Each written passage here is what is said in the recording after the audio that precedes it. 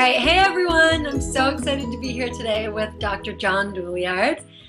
He's someone that I deeply admire, and I've learned so much about food from him recently.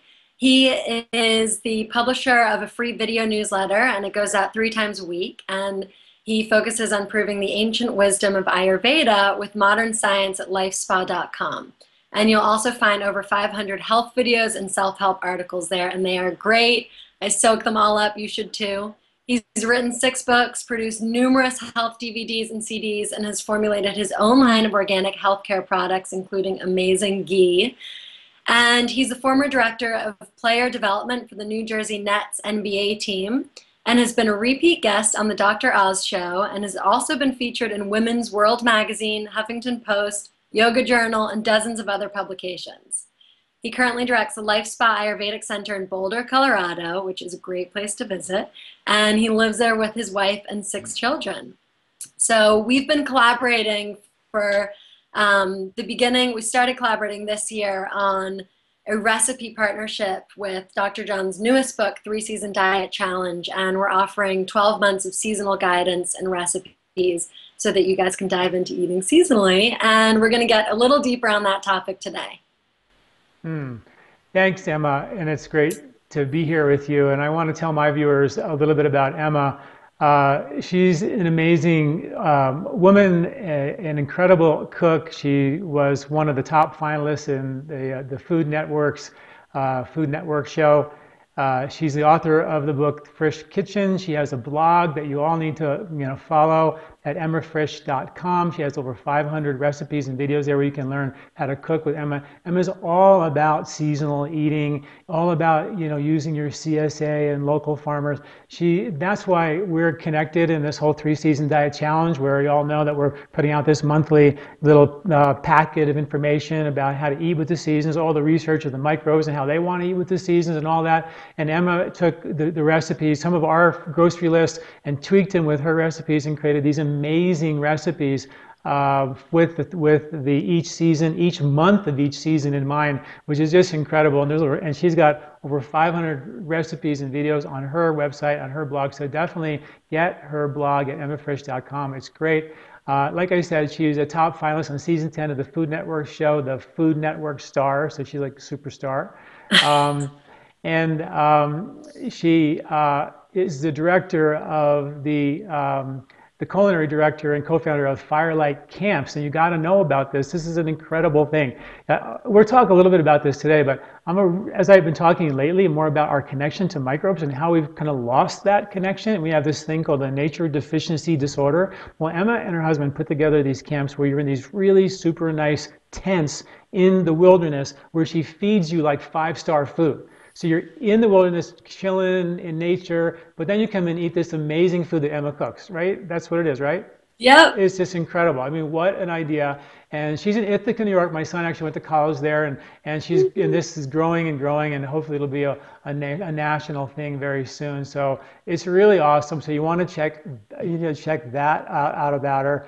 And she's just got so much great information for us to know about, and we have hopefully a long-term relationship and friendship. And in this interview, I want to interview her a little bit about how she is taking, this seasonal challenge that we're doing, and with the knowledge that she has, and how does she make these recipes? How does she blend them together? And what can we learn from Emma about seasonal eating? How to get food from your CSA locally, and how to make this whole process a lot easier. So welcome, Emma. Thank you for being a part of this whole challenge, and we're honored to have you. Thank you. Well, that was a wonderful introduction. I'm kind of blown away and blushing over here. But I would love to just dive right into some questions that I have for you around seasonal eating. And as we go, maybe we can talk about how this ties into your book and the science behind why it's important to eat with the seasons, and then we can explain some of the strategies for finding seasonal food. So, perfect. Well, my first question that I've been dying to ask you all day is, what did you have for lunch? Oh, what did I have for lunch today? It's a March day. We're coming up on spring. Well, I had a spinach salad, and I had some vegetarian sushi. So that's what I had for lunch today. Yeah. That's great. Well, so why is seasonal eating so important? You know, here's what we know. We know that plants come out of the ground, and we know that they attract, each individual plant attracts different microbes. And we also Hmm. know that our body, 90% of the cells in our body is microbial. So, and those microbes come from only one place. They come from the dirt. And those bugs are attracted to certain plants, and they climb on these plants, and they have this symbiotic relationship, which we're only just beginning to understand, that helps feed the plants with nutrition, and the bugs get something from the plant, and they love each other. And of course, if you sprayed the plant with anything, like a pesticide, the bugs are dead, right? So that would be bad. So that's what we've been doing, is killing our microbes. That's why in the West we have the most efficient microbiome of any place on the planet. Our microbes are, devastated. They're sort of monocultured. And that means we have, if you look at nature, we have three kinds of bugs in our gut. We have good guys, bad guys, and a lot of kind of real estate occupying non-functional microbes. And as we kill all the good bugs, we end up with a lot of these real estate occupying functional microbes, and hopefully a good amount of good guys and not so many bad guys. Well, the problem is if you ever got sick or something, the good guys are supposed to take out the bad guys. But if you have a lot of these do nothing real estate occupying bugs, microbes, then basically what happens is we don't have that immune response any longer. And Yeah. that's, of course, a bad thing. And the good guys we're beginning to understand, support blood sugar, bone density, mood, clarity, Hmm. energy, vitality. About every physical function that we have is related to the beneficial microbes that we have. So why eat with the seasons? Well, the microbes are dramatically shifting from season to season to season. I I read this book. It was called the Forest Unseen. Maybe you've all read it. Hmm. It's a book about this botanist who took 1 square meter of earth. It was in, I think, Virginia, and he just went there every day and watched it, his square meter, inch by inch, and checked it out. And I guess one day a deer came and ate some of his meter of earth, Hmm. and he started talking about deer, and he said that if deer eat bark in the winter, they have microbes to digest bark in the winter, and they have microbes to digest leaves in the summer. But if the deer were to actually eat bark in the summer, they wouldn't have the microbes to digest the bark, and it would cause such a level of indigestion it could actually kill the deer. And I was like, Wow. you're kidding me, right?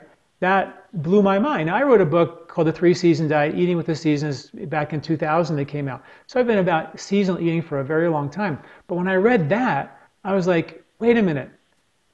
We have no clue that Yeah. what's in season or out of season. We eat the same food 365 days of the year, and no one even knows that a deer would die if they ate out of season. What does that mean for us? We can just eat whatever we want, whenever we want. I mean, Yeah. that's crazy, right? So that's when I said, okay, we're taking this thing to another level, and that's when I started to put together this whole the idea of like getting everybody to eat with the seasons completely for free. We put out these packets. You were so generous to offer your recipes. I can't even tell you how generous it is for My Emma to pleasure. put her recipes on. She's not charging us anything. She gets it, and it's all about just getting people to change their world and get reconnected. And then when we start eating in the seasons, we get these microbes. We eat these plants. We get these microbes. It changes our microbiome. So in the summer, we have microbes that keep us cool. In the winter, we have microbes that help us digest bark, or heavier, harder to digest things and keep us warm. In the spring, we have different microbes that keep us from getting congested and allergies and things like that. That's how it works. And we are completely disconnected from that, and we need to reconnect. And of course, cooking is like a huge part of it, because that's Mhm. how you can avoid processed foods, which bugs won't eat, right? Yeah. Yeah. So it's all about your microbes. And we think about it for a second. How many things on your counter don't go bad ever? Like Yeah. bread used to go bad like 24 hours. Now it can stay on the counter soft and gushy for like a month. And milk can Yeah. stay in your refrigerator for 6 weeks. And then it's even scary to think about what's in the back of your refrigerator that's been in there for who knows how long, or in your pantry. Like the bugs won't eat it, and you're 90% bug, then should we be eating it? Because when you really think about that, that most of the stuff that we eat, it doesn't really go bad. We figure out Yeah. a way for it not, and that's not natural, really, is it?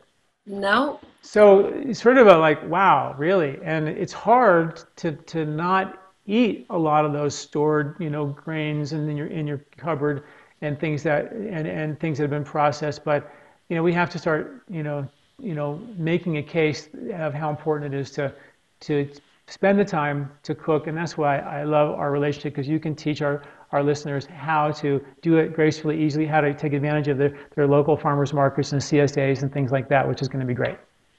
I love hearing that dirt is good for you, because the farmers that I get food from are always telling me, like, don't take the dirt off your carrots, just scrub it and go ahead and eat it, because all the good microbes are on the outside of the vegetable. And if you get rid of all of that, if they're growing it in soil that doesn't have pesticides and contamination, then that's actually better for you. And I think there was an article that came out recently in the Times where they were actually recommending that I think it was a Michael Pollan article, where eating small amounts of dirt was good for you. But it also makes me think of, I don't know what your thoughts are on fermented food, but those feed off of microbes in the air. And I guess what I'm wondering is, do the microbes in the air also change seasonally? So for example, if we're making sauerkraut or like an apple cider vinegar, something that feeds off of bacteria in our natural environment, does that also help keep our immune system boosted, because it's the microbes that are surrounding us at that time of year? Well, you got to remember, fermented foods originally were kind of a human invention to help preserve foods for the winter. There's no need to ferment foods in the summer when you have plenty of food. Generally, you can just walk around, dig, hunt, gather, things like that. But in the winter, it was really hard for our ancestors to survive, so they figured out a way to ferment foods, and that was done with a lacto acid fermentation process. And the lactic acid is acid. It's very hot, so it heats the body up. And so we have to be careful not to do too much of the fermented foods in the summertime, particularly because it's hot out and you're eating hot, acidic type of food. So you have to be careful to do more of it in the winter and less of it in the summer. Of course, we overlay that on top of your body type, which is, Ayurveda, we sort of body type everybody. Some people have winter properties, they're cold all the time. Some people are hot all the time, like summer. And if you have a lot of natural heat in your body and you're in the summertime and you're eating spicy food and lots of fermented food, you could get rashes and skin rashes and inflammation and get angry, throw pots and pans, and you're wondering, like, what's going on with me? Well, you stacked all this heat in your body, and that's a good reason for us to think about eating what nature is harvesting in that season, back to the seasons, which is cooling fruits and vegetables. But in small amounts, in condiments quantities, fermented foods are fantastic. Instead of drinking a 20-ounce jar of kombucha, which is very acidic in the summertime, and you're a hot person, that could be a problem. But a small amount of that, and a small amount of fermented foods, with your meal is a great thing. In the winter, more important. And of course, the fermentation process is a great way to create more good probiotics. What's really interesting that you mentioned is that the fruits, like the carrots, they have skin, and the microbes live on the skin. And when you wash them, you get rid of the microbes. So we don't want to do that too much. If it's organic, it's like just eat it. I might rinse it a little bit, but I'm not going to scrub anything if it's organic. And so the same thing happens to us. The microbes live on our skin, our respiratory skin, our intestinal skin, and maybe in our urinary skin a little bit as well. But for the most part, it's our skin. Now, here's an interesting thought. Our skin in our intestinal tract is still on the outside of our body. Our skin on our respiratory tract is still on the outside of our body. It doesn't become us until our respiratory skin or our intestinal skin decide that it's okay for that food or whatever to move into the body. Be absorbed. Right. So here's what we know. The bugs live on your skin, and the bugs are totally sensitive to the environment. There's all these studies that I'm writing about recently about how our bugs connect to the circadian rhythms, and if you're tied to the rhythms of nature, the cycles, the intestinal bugs get connected to that. They send messages to your brain that make you sleepy at the right time, tired at the right time, hungry at the right time. That's how it all works. And it also, those bugs on the skin are super sensitive to stress.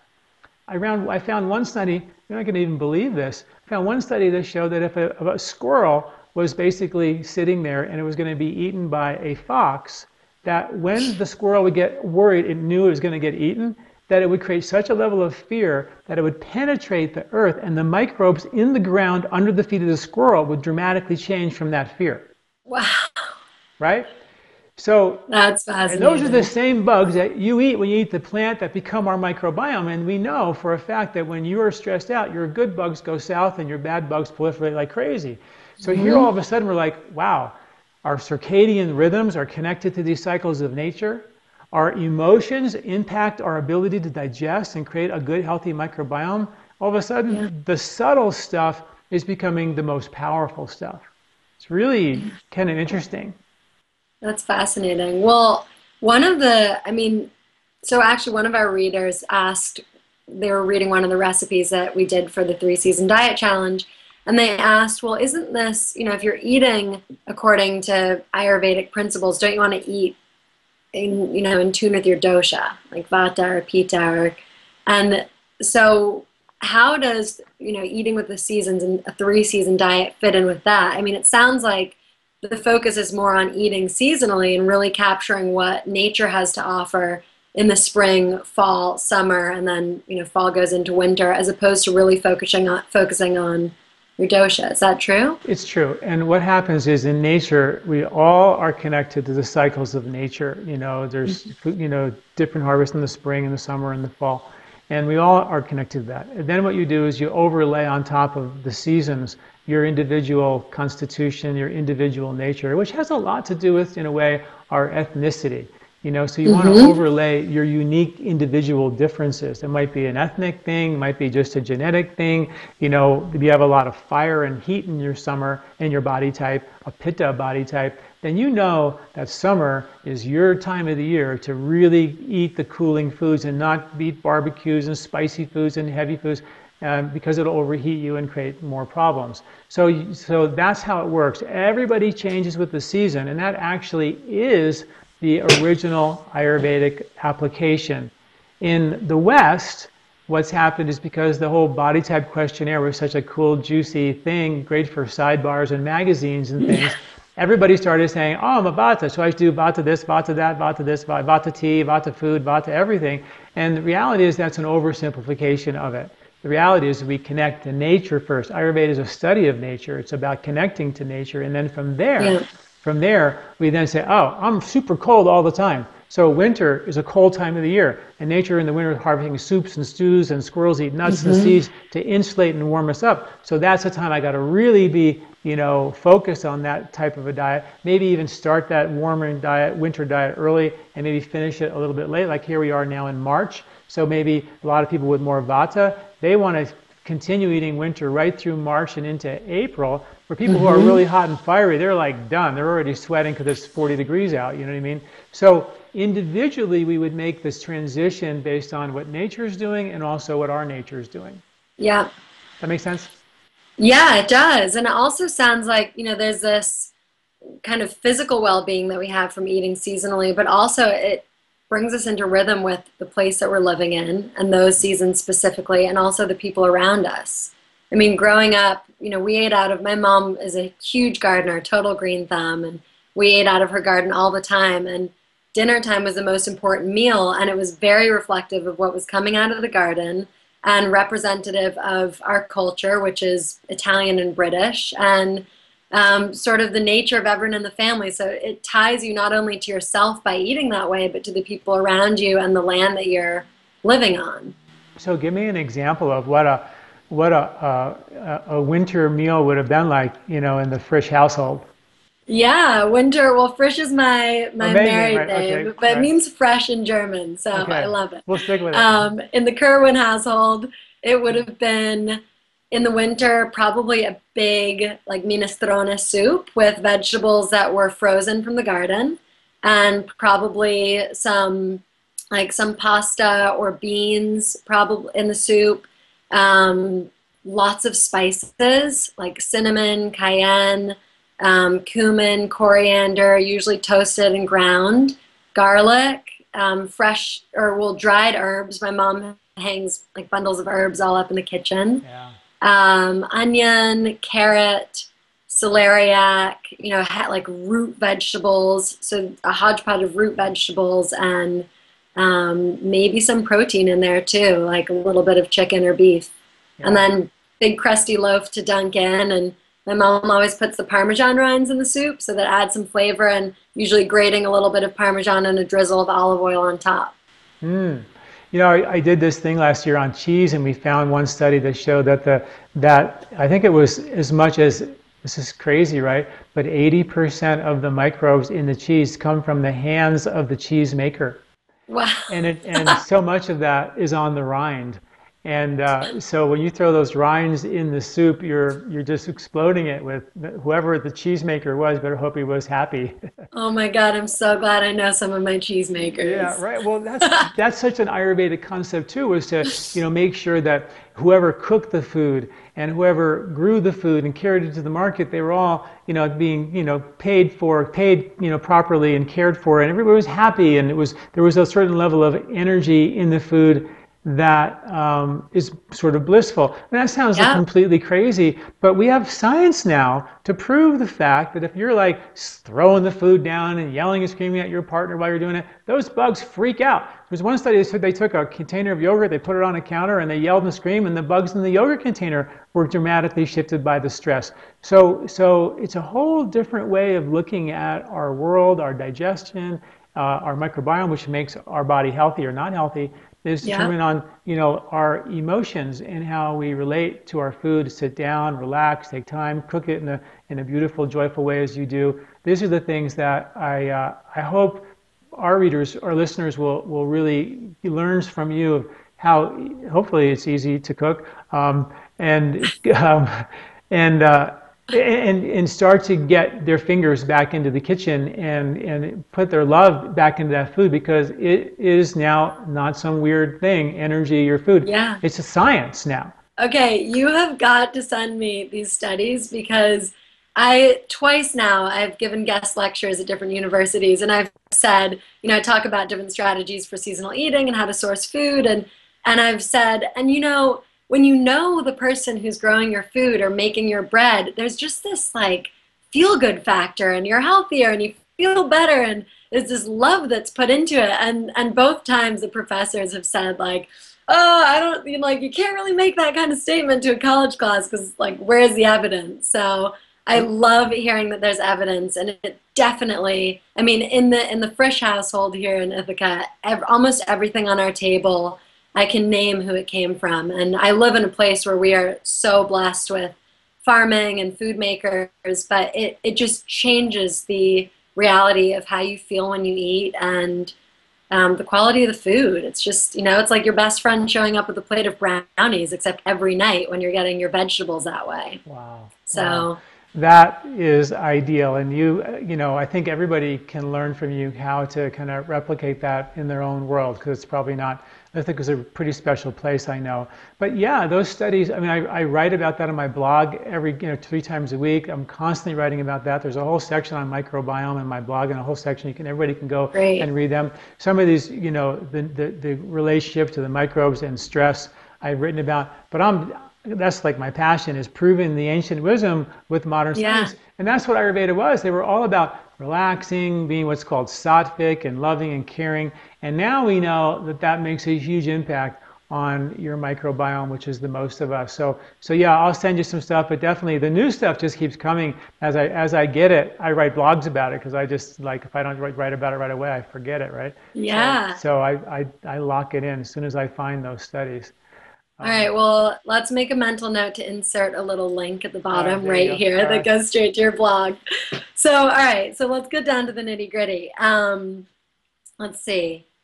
So one of my first questions when I picked up a copy of your book was why 3 seasons? Yeah, well, it's a great question. There are obviously 4 seasons, we all know, but there are 3 major growing seasons. There's a spring growing Hmm. season, a summer growing season, and there's an end of summer sort of growing season and harvest, which we then eat. The root vegetables that can last and store, the nuts and seeds that can last and store, the grains that can last and store. Those are end of summer foods. Then we have the summer harvest, which is all the fruits and vegetables. And we have the spring harvest, the root vegetables, the burdock root and the sprouts and the microgreens and the early spring greens. those are all in spring. So we have three Mm-hmm. distinct growing seasons. One season always takes a rest. Nature needs a rest too. Everybody needs a vacation. Nature takes a rest, and it's dormant at that time. So when we really interact with nature, we're interacting for the most part with three major growing seasons, and that's why we call it the three-season diet. And they happen to relate to the three basic principles in nature in Ayurveda, which are Mm-hmm. winter or vata,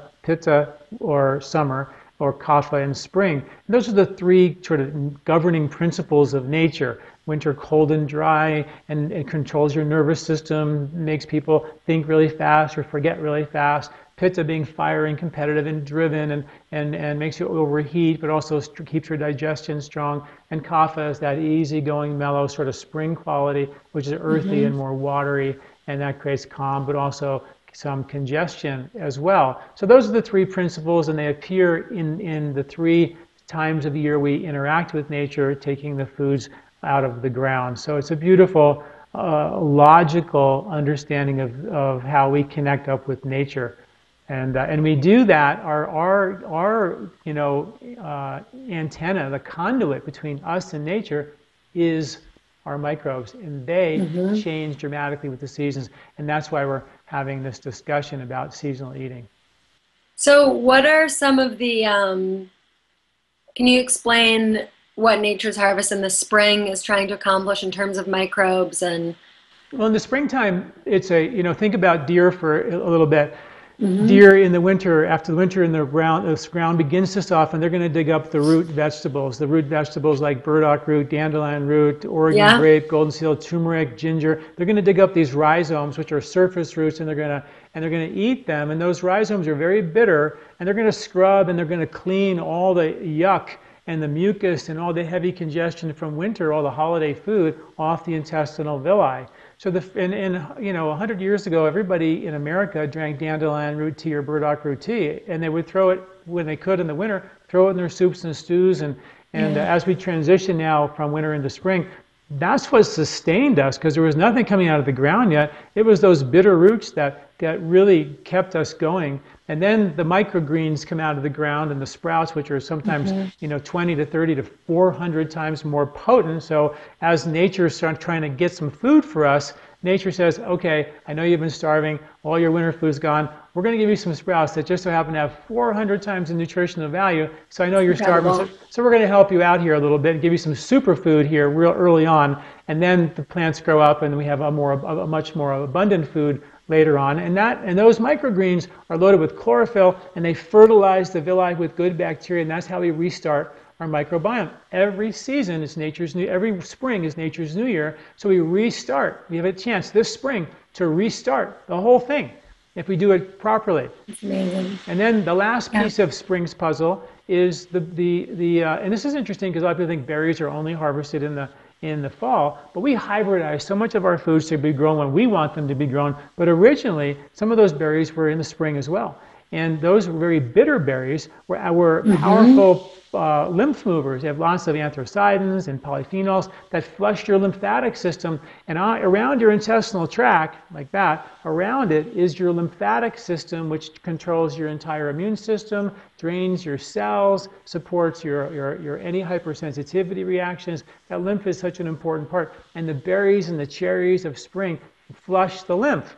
So nature in the spring said we're going to clean the villi with the roots, we're going to fertilize it with the greens, then we're going to flush the lymph with the berries, and now we're set for summer. So Wow. that's nature's springtime plan. So now I'm curious how you would then say, okay, that's the plan. How are we going to make that happen with like a CSA or a farmer's market? What would you do? That's a great question. So spring is one of those tricky times of year because it's when, the CSAs are dried up from the summer, and some places, but very few, have winter CSAs, and those are dried up. And so the spring is really about making friends with your grocery store manager and learning how to figure out what foods in the produce section are to fit into this spring diet that you're talking about. So bitter greens like arugula, microgreens, burdock root is great, dandelion leaves. A lot of grocery stores don't carry this stuff. So, I mean, seriously, the produce manager can be your friend. Like, he's usually someone who's out on the floor, but they buy food based on what customers want. So if you say, hey, like, do you have dandelion root? I don't see it. He could say, no, but we'll get this in next week for you. And trying to get a sense of what is coming in seasonally, because they also order based on seasonal produce lists. So that's one way.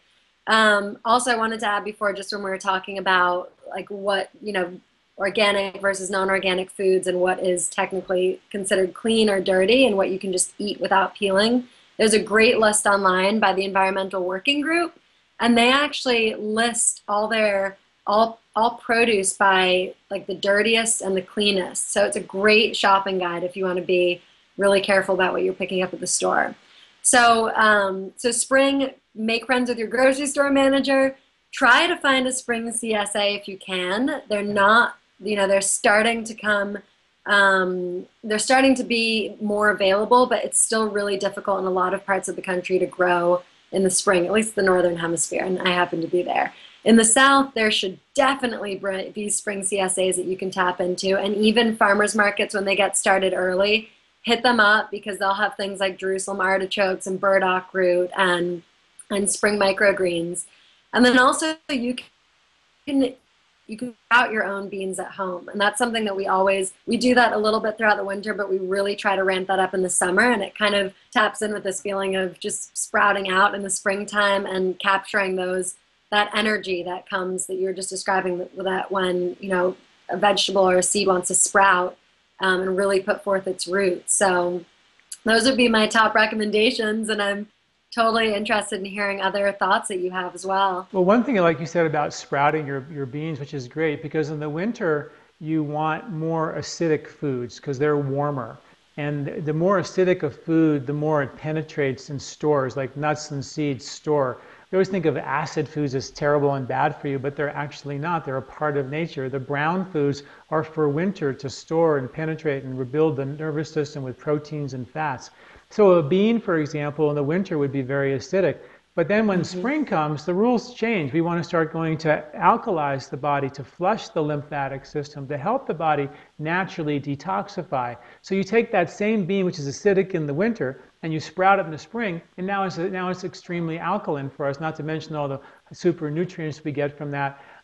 It's just beautiful on understanding, and that's sort of very natural. What would happen is that the animals would eat the sprouts. As soon as they sprouted, they were going to gobble them up, or we were going to pick them because they were so juicy and so nutritious for us. So that's an important thing. Plus also, what Ayurveda did, which I think is really neat, is they said, okay, we're going to take foods from around the world and we're going to classify them into the qualities that are required in the spring and the summer and the winter. So in the winter time, when it's cold outside, you can't find any avocados, but they are heavy in 85% fat. So you can import them from Florida or California and have them in your winter diet, even though they're not local. So it gives us a little bit of a wider range of foods that we can eat. So we're not only eating local, which can be a little austere for folks. So it gives us a little bit of a wider berth, but still allowing us to have the benefits. Like apples, for example, even though we know apples are harvested in the fall kind of thing, they actually have properties that actually make them quite good in the springtime as well. So that's kind of what's nice about the Ayurvedic. They classify these foods, so it allows us to have a little bit of that luxury of eating some foods that might be not quite in season or not quite geographically local, but they actually are available for us. Ideally, the main emphasis should be seasonal, the very best we can, because that's where we get our microbes. But there's two things happening. One is the microbe thing, and the other thing's happening is the quality thing. Nuts and seeds and fats are important in the wintertime. Alkaline foods and cleansing foods are important in the springtime. So we want to get those biochemical factors, plus the local stuff gets us the local microbe factor. So there's kind of two things, probably a lot more than two things actually going on, but that's all I know.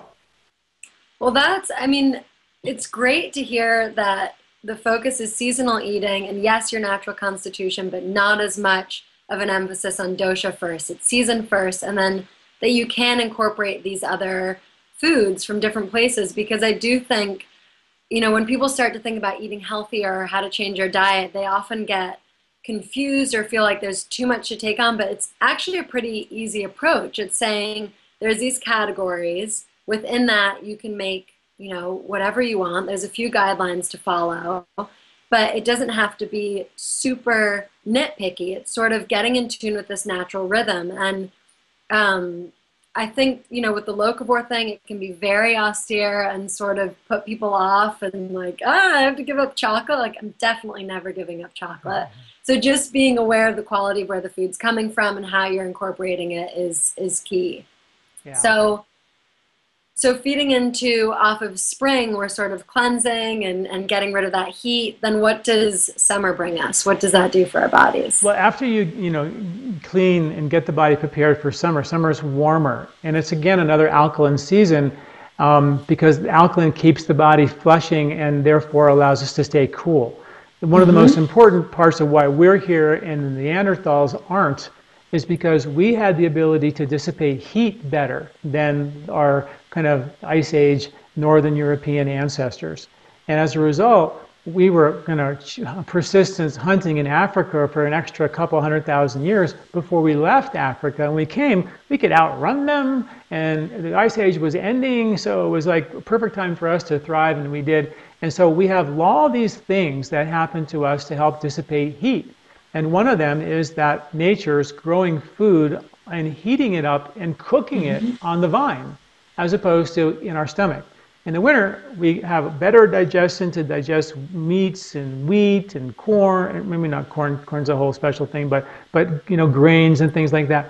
But we have all this extra digestive fire. So we heat the body up in the winter, we want that. But in the summertime, we want to cool the body down because we don't want to get overheated. So all the cooling fruits and vegetables are there to keep us cool down. Now, if we don't get rid of the yucky, extra mucusy stuff in the spring, the summer will bake that mucoid material onto your intestinal tract, make your intestinal tract more compromised, more irritated, more dried out. And at the end of the summer, we have this thing called thermal accumulation where it gets hotter and hotter and hotter and hotter, and the leaves turn red, the leaves fall off the trees. So basically it's a kind of get rid of the heat, the leaves dry out. It's a kind of response to excess heat. That heat will rise inside of us. It'll cause us to dry out. And at the end of the summer, our sinuses begin to dry out. When they dry out, the mucous membranes become irritated by the pollens, which are surging. And then we have allergies and sinus problems and things like that.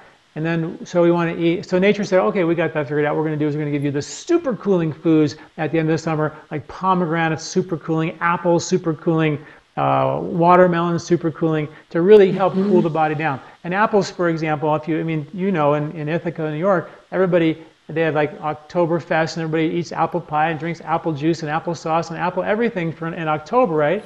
And everybody walks around with loose bowel movements during that time.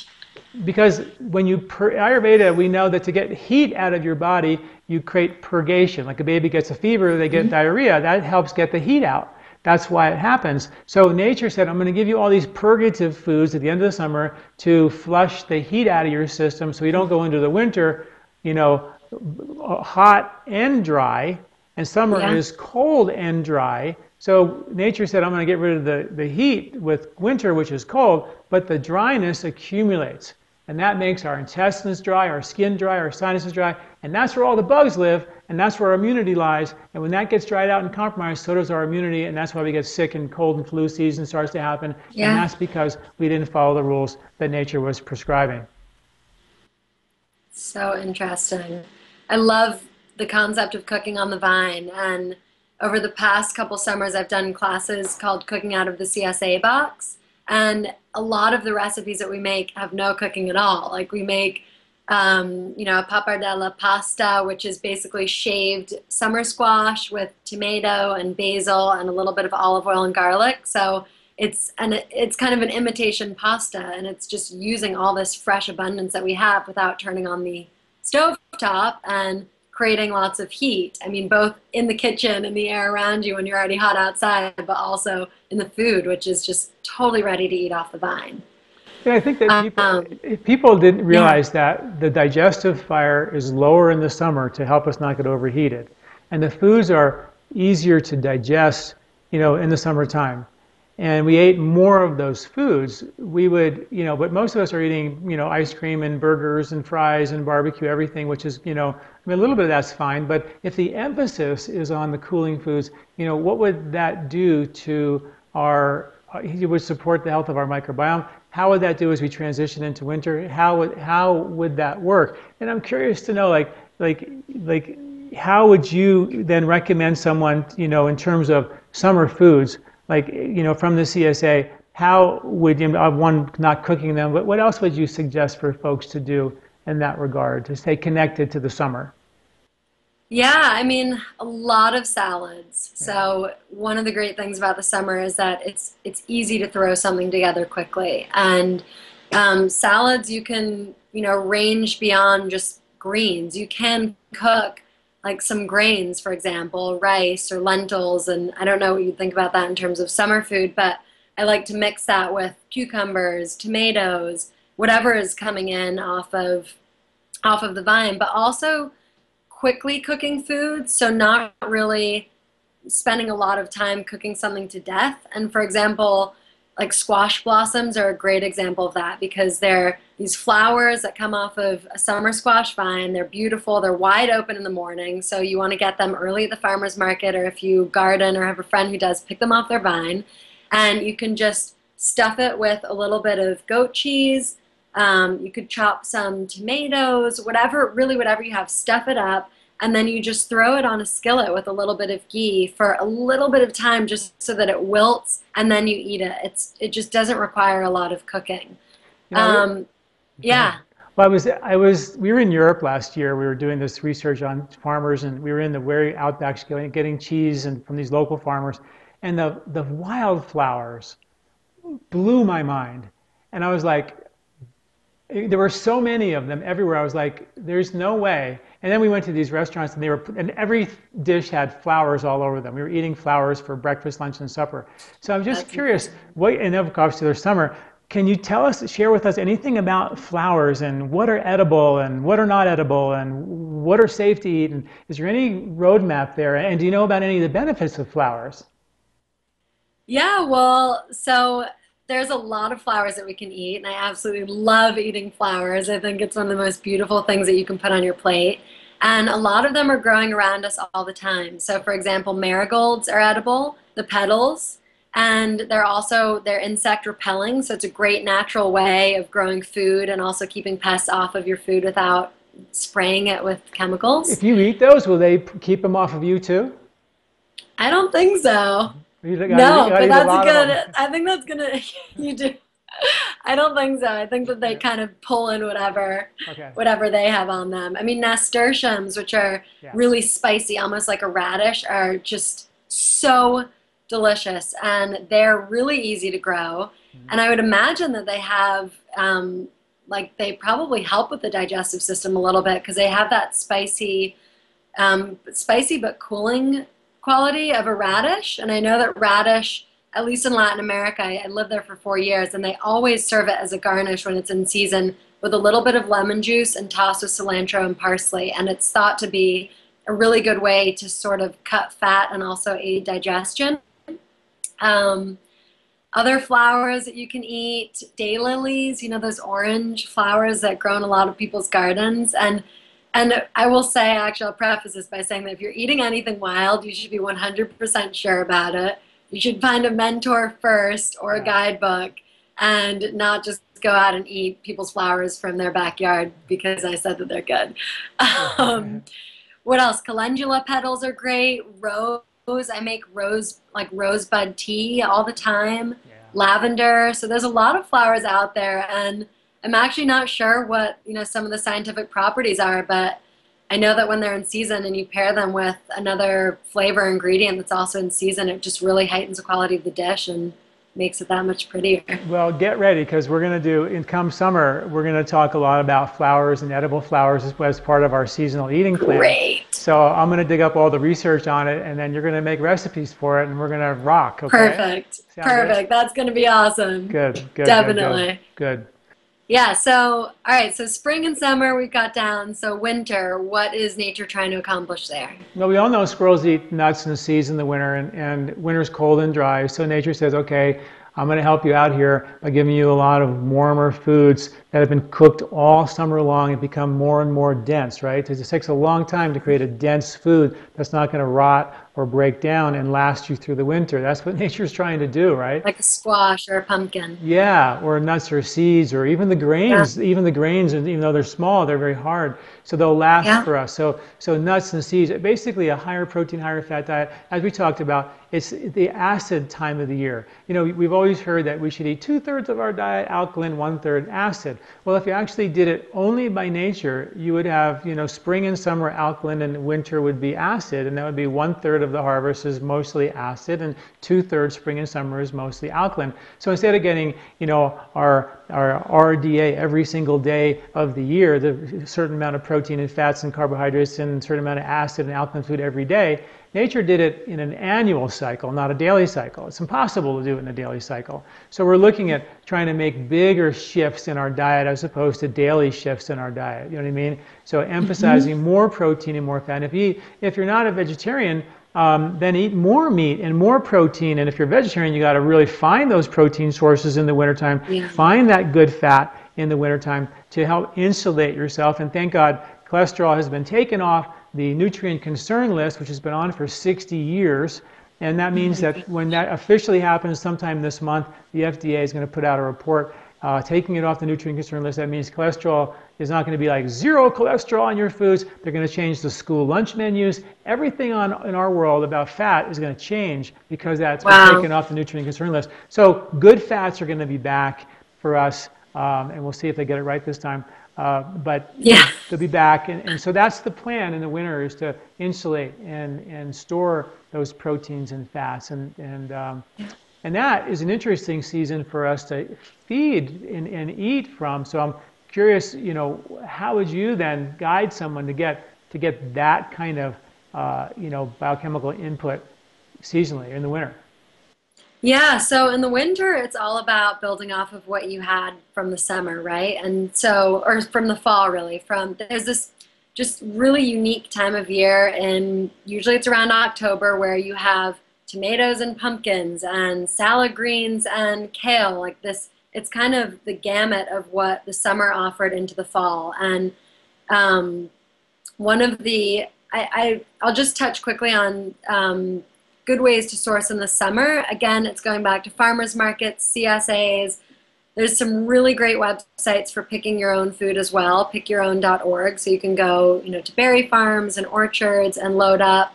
Localharvest.org is also the best database for finding all of these different places in your neighborhood. And again, don't underestimate your grocery store, especially as more and more people are starting to become aware of eating seasonally and really trying to stock up for it's like based on what's available locally as well. But in the winter, we touch on preservation a little bit, but the focus there is to start to put up your food. So making a lot of preserves and ferments is something that I do.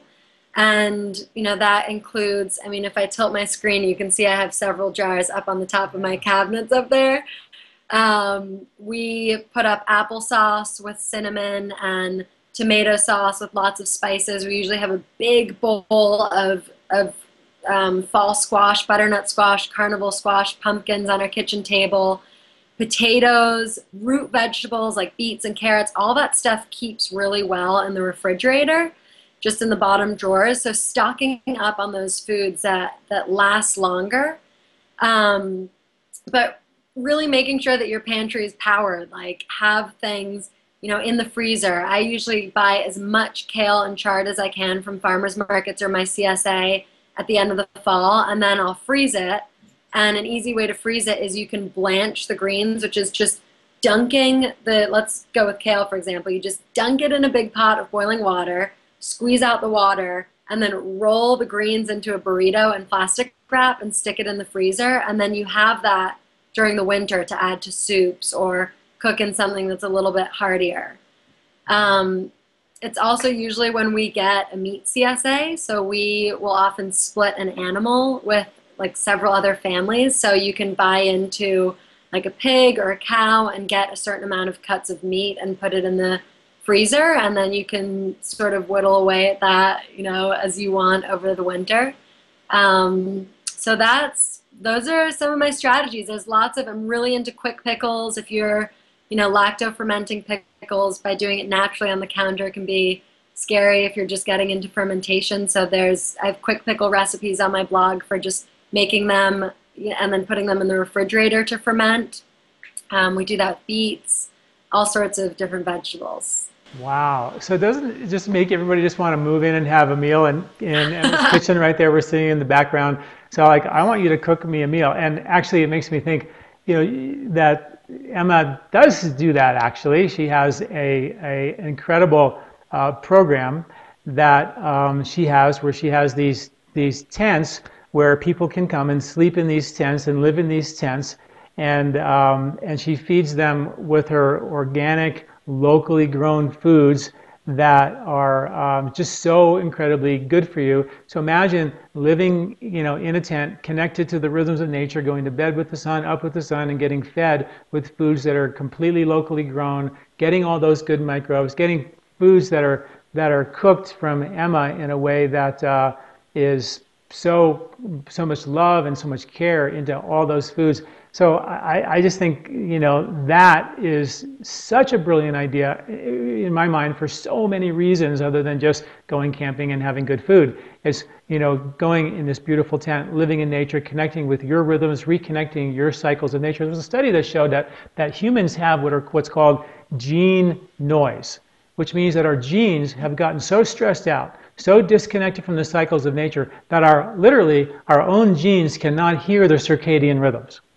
So I was like, what? Are you kidding me? So what better way to reconnect your genes with their circadian rhythms than actually to live close to the earth, with, connected to the rhythms and the circadian rhythms, eat foods that come from that local ground, and then support and reset yourself. And that's what Emma does with her camps.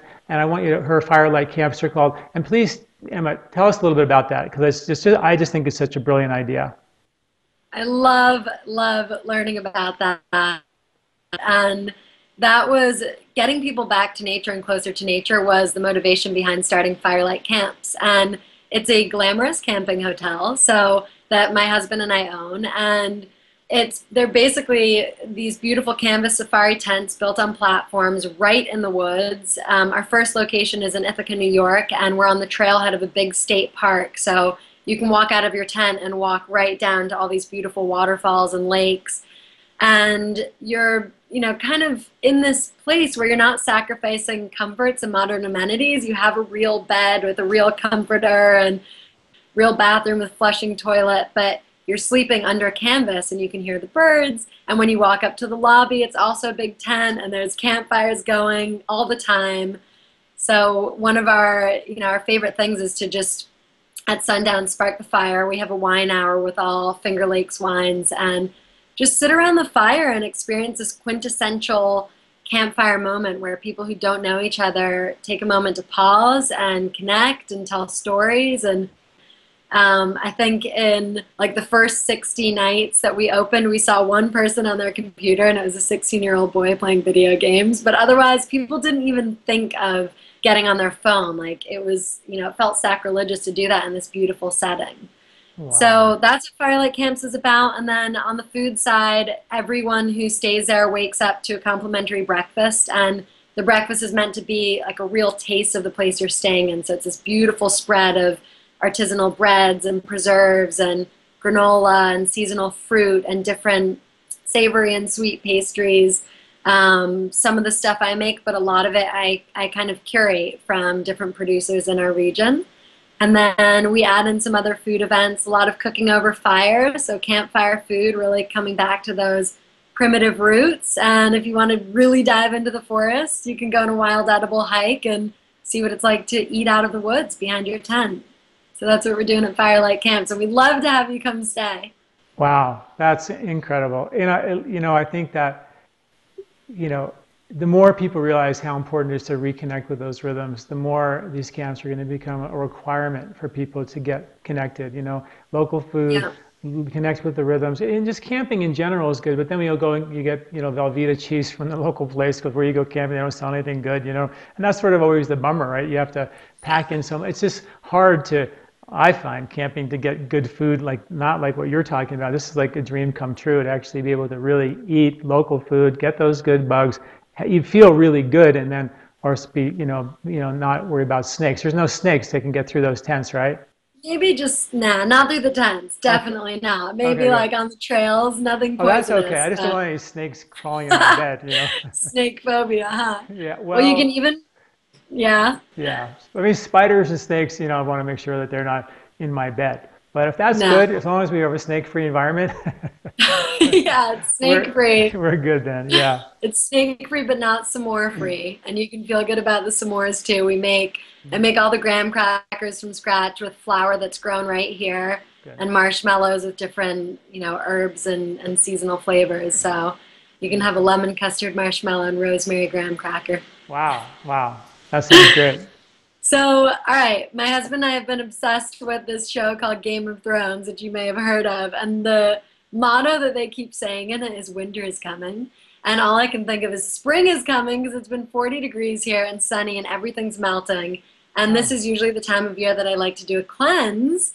And I would love to hear about the Colorado cleanse, which is this incredible package that you've created over 14 days to really kick our system back into gear and get us ready for the summer. Well, in nature, as we talked about, nature is making, every effort in the world to get us those bitter roots to clean the villi and greens to fertilize and the lymphatic cleansing. And over time, because we haven't done that, not only is our ability to support microbiology been compromised, but in a very direct way, that causes a lot of kind of dialing down of our digestive strength. So then we Hmm. eat foods and we're exposed to toxins. Our world has become so toxic that even eating organic vegetables, you're still getting mercury from the coal mine plumes that you can't wash off. So we still have to eat mercury. But if you're healthy and you have a good digestive system, you can process and detoxify that. So most people think we can just avoid mercury altogether. We can't. But if you don't digest well, you don't digest wheat and dairy well, or hard to digest foods well, and you notice your digestion is not as strong as it once was, then you want to say, boy, before you just go and cleanse out the body, you want to make sure that there's a reason why the body put the toxins in your fat in the first place, and that's because it didn't know what to do with them. So first what we do is we reset digestive function so you become a better digester. Then we reset your ability to detoxify well. So then we go in there and chelate the impurities out of the fat cells and then flush them out of your system. And we leave you in a place where you're able to digest harder to digest foods better. We leave you in a place where you're not craving a whole bunch of stuff, as you once did. And we also leave you in a way where you can detoxify on your own better. And of course, along the way, people lose, generally on average 7 to 17 pounds. They feel better. They don't crave stuff when they leave. So there's lots of incredible benefits from the point of view of actually resetting, digestive detox function and then detoxifying. And the springtime is just a fantastic time to do it. And we do this Colorado cleanse as a group twice a year. And you can do it anytime you want as part of our anytime cleanse. That's completely fine. But twice a year we do it as a group. We have like sometimes 500 to 800 people doing it together. And we have online forums where you can communicate with other cleansers. There's emails you get every morning. There's lectures by me, question and answer sessions by me. There's all kinds of support to guide you through this process. We're sure to hold your hand through the process. And that's what the Colorado Cleanse is about. And like I said, you can do it whenever you want, but twice a year we do it as this kind of group thing. But it's a great way in the spring or the fall to actually really get the body to reset our digestive strength. And as we get older, our digestive strength is sort of wanting to dial down. And I don't think that's necessary or required that as we get older, we have to digest less, eat, a more restricted diet. I think we can digest well like an 18-year-old well into our 50s and 60s and 70s. And that requires a little reconnecting to nature. And that's what these recipes that we give you during the cleanse and the herbs we give you during the cleanse are all about dialing up our digestive and detoxifying ability. That's great. So when's the next group cleanse? The next group cleanse starts in April. It's the second and third week in April, Okay. or third and fourth week in April. So that's coming up really soon. And then right now, so that comes up in April. So that's something that people can tune into and check out on our So website. now's probably a good time to check out the cleanse if people are thinking about doing it, getting the ebook, reading up, and kind of getting their head into motion for April. Right, right. We have a little kit that includes the book, and 10 days, 7 days of food comes with the kit, all the herbs you need. It's actually a really, really good deal. And Awesome. how to actually, and teaches you how to guide yourself through the cleanse. And yeah, this is the time to start thinking about it. And most of us, come springtime, are sort of thinking about, getting ready for summer, getting ready to just feeling that the desire to eat less heavy food and start making that transition. So between the Yeah. cleanse and our Eat with the Seasons challenge, we're going to get people back on track. Well, that's great. I'll have to make sure I'm not at some food festival because it sounds like something that would be great for me in April, and how awesome to do it in solidarity with a lot of other people and really feel And that support. and if people can't do it in April, you can always do it on your own whenever you want, because we give you all Yeah. kinds of information how to do that. So, but just always think about how you can do something in the spring to prepare in a major way because this is Nature's New Year. It's a great time to make that happen. Great. Well, there's a group here in Ithaca we do cleanses together. So I'm really excited to share this with them. And maybe this will be Awesome. the next one that we focus on. Oh, that'd be great. That'd be wonderful. Yeah. Good. Awesome. Well, I It might. was such a pleasure to talk to you today. Yes, thank you for all your wisdom and all your recipes and everything that you're doing for everyone and keeping us all connected to the seasons. And I look forward to doing this again soon. Me too. Thank you for your wisdom and just this amazing partnership. And definitely, let's get some flower recipes on the menu this summer. Yeah, absolutely. Okay, thank you. All right. Have a great Bye-bye. day. Take care. Hi, everyone. I hope you enjoyed our podcast on how to reconnect and eat with the seasons. Hope you all make sure you sign up for our Eat with the Seasons challenge. That's completely free. Also want to let you know that our Colorado Cleanse group cleanse starts in the second and third week in April, and registration is open till the end of March.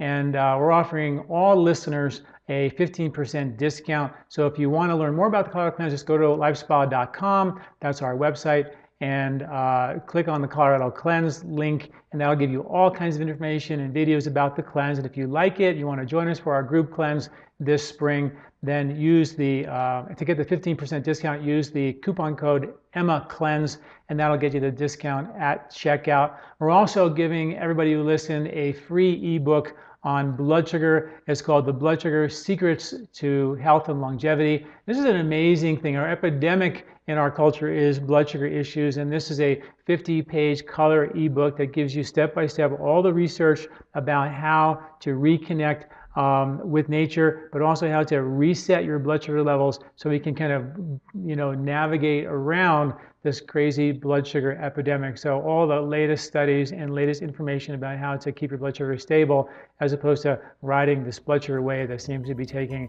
a lot of us out. So check out, that's a free gift for everyone, and you can get that through our website at lifespa.com as well. Thanks for listening. I hope you enjoy the 3 Season Diet Challenge, possibly the cleanse, and definitely check out that ebook.